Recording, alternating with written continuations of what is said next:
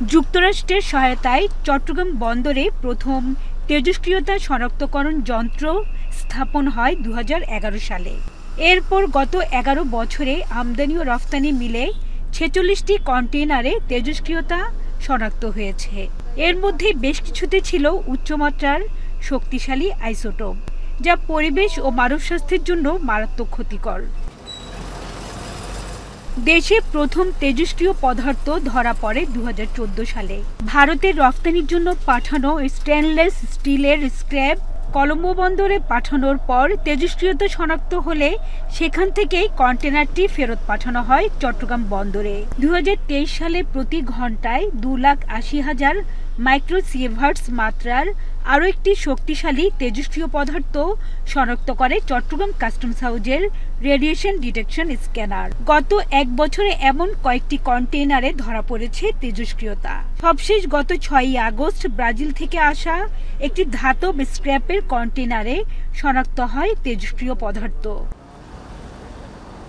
আন্তর্জাতিক আইনে আমদানি হওয়া পণ্যে তেজস্ক্রিয়তা মিললে উৎস দেশে ফেরত পাঠানোর নিয়ম। চট্টগ্রাম কাস্টমস হাউজের তথ্য মতে দু-একটি ছাড়া নানা জটিলতায় বাকি তেজস্ক্রিয় দূষণযুক্ত পণ্য ফেরত পাঠানো যায়নি। ফলে এসব তেজস্ক্রিয় পদার্থ নিষ্পত্তির জন্য আমদানিকারককে বহন করতে হচ্ছে বিপুল অঙ্কের অর্থ।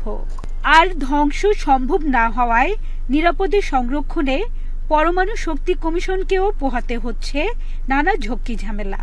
অ্যাটমিক এনার্জি কমিশন যে আইএনএসটি এটাকে ডিসপোজের জন্য ওখানে নিয়ে যায় এবং ওখানে শিল্ডিং করে দীর্ঘ বছর 200, 300, 400 বছরের জন্য ওটা ওখানে যে শিল্ডিং করে ডিসপোজের উদ্দেশ্যে যে রাখতে হয়, এটা ওনাদের জন্য একটা বার্ডেন হয়ে যায়। আর আমাদের দেশের যে ইম্পোর্টাররা ইম্পোর্ট করে তাদেরও এখানে ডিসপোজ চার্জ দিতে হয়, এটাও একটু তাদের কস্ট বেড়ে যায়।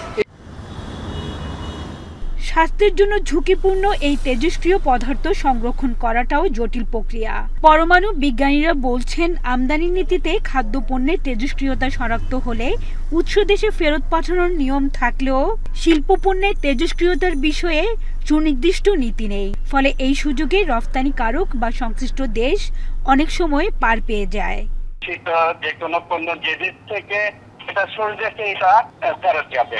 কেন পাঠানো এর আগে হয় নাই সেটা হয়তো এটাই ওনারা ক্লিয়ারলি কোনো আইন ওনাদের হাতে বা নীতিমালা ওনাদের হাতে নাই, কিন্তু ইন্টারন্যাশনাল কনভেনশন অনুযায়ী যে দেশ থেকে আসছে ওই দেশে ফেরত যাওয়ার কথা।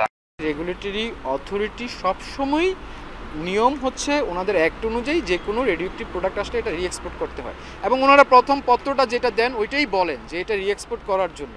কিন্তু ওই যে বললাম অনেক জটিলতার কারণে সেটা আর সম্ভবপর হয়ে ওঠে না।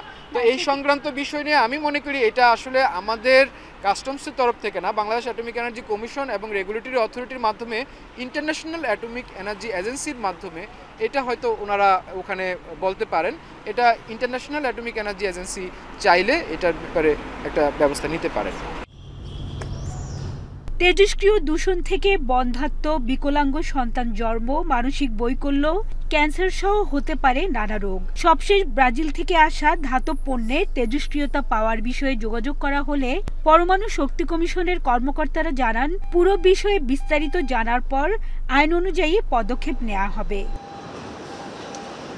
হাজেরা শিউলি, এখন, চট্টগ্রাম।